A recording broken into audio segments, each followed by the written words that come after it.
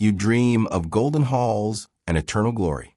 Your heart races at the thought of feasting forever, of dying with a sword in your hand just to wake up in paradise. But paradise has a price, and in Asgard you pay it with your blood every single morning for eternity. The Vikings didn't just worship this realm of gods. They were terrified of it, because the most beautiful cage is still a cage, and the greatest warriors were never meant to rest. The gates swing open. You're walking through Valhalla now, and the first thing that hits you isn't the gold or the mead.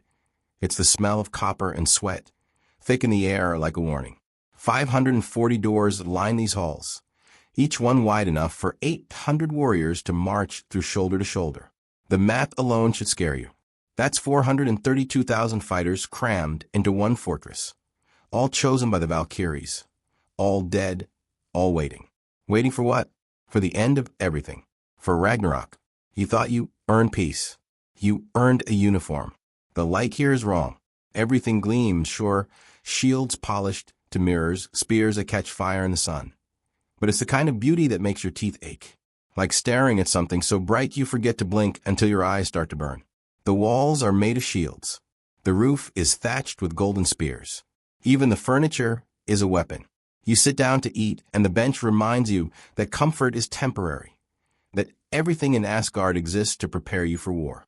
There's no corner of this place that lets you forget what you are: a soldier, a sacrifice, a thing that bleeds on command.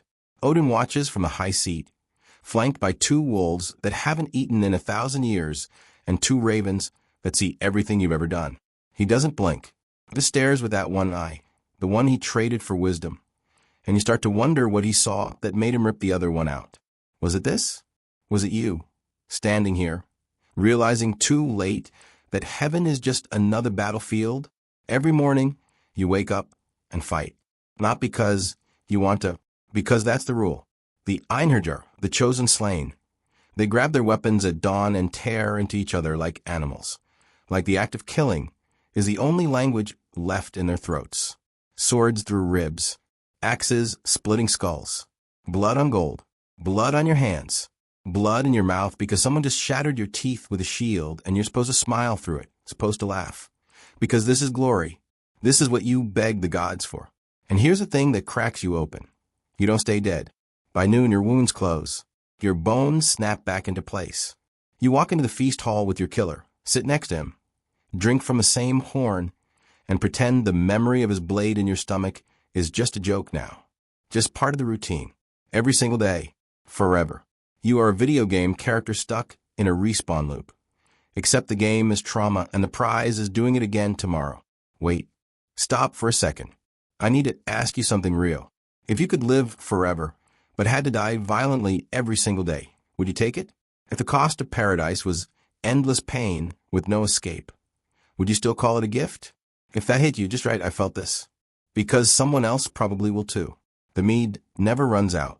There's a goat on the roof, Erin, and she produces infinite alcohol from her udders, filling vats that could drown a village.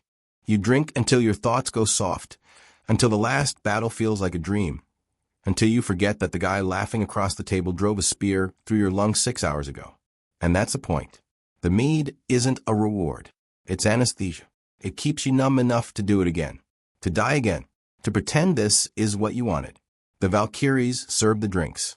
They move through the hall like shadows with faces, beautiful and cold. And they don't look at you the way a lover looks at you. They look at you the way a butcher looks at meat. Because that's what you are now. Ingredients in Odin's recipe for survival. He's not saving you. He's stockpiling you. Building an army for a war he knows he'll lose. Ragnarok isn't a maybe. It's a countdown. And you? You're not a hero. You're a human shield.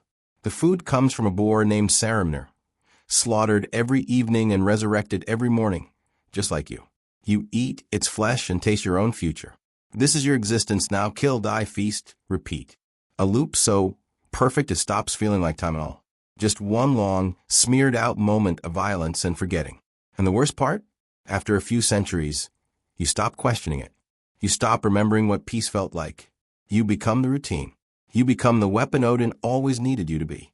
Outside the halls, Asgard is stunning.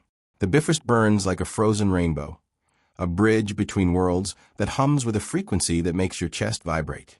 Ian walks through gardens with apples that grant immortality, her hands always busy, always keeping the gods from rotting into dust. Baldur, before he dies, shines so bright people have to squint when he enters the room. Like the god of light and purity is just a walking, talking sun that forgot to set. Everything here is larger than life because nothing here is actually alive. It's all performance, all myth, all a lie you agreed to believe because dying in battle felt better than dying in bed. If stories like this hit deeper than they should, if you crave the truth that history tried to bury, you belong here. Subscribe before the next secret burns its way out. The gods aren't happy. That's the secret no one tells you. Odin is paranoid, obsessed with visions of his own death, spending every moment scheming to delay the inevitable. Thor drinks to forget that his strength won't matter when the serpent wraps around the world. Loki is already sharpening the knives, counting down to betrayal, because even he knows this paradise is rotting from the inside. Asgard is in peace. It's a waiting room for annihilation. And you're not a guest. You're a captive with Stockholm Syndrome. Call your change a crown. Heimdall stands at the bridge, sleepless, watching, listening for the sound of the end. His horn will blow once, just once. And that's your signal. That's when you stop pretending. When you march out of the golden halls and onto a battlefield that will devour gods and men alike. You will fight and you will lose, because Ragnarok isn't about winning. It's about going down swinging, about making sure the end is loud and bloody and worthy of a song no one will be alive to sing. You gave up your life for this. You gave up your peace. And when the fire comes, when the world tree burns and the sky splits open, you'll realize you never earned paradise. You were just fuel for someone else's last stand. The Vikings knew this. That's why they drank so hard, fought so hard, lived like every breath was stolen. Because they understood something we forgot. The afterlife isn't a reward. It's a continuation, a different kind of suffering dressed up in gold and mead, and the hollow laughter of men who died too young to know what peace actually felt like. Valhalla was never about rest. It was about usefulness, about being sharp enough, broken enough, loyal enough to die for gods who are always going to abandon you in the end. You think you'd never become them.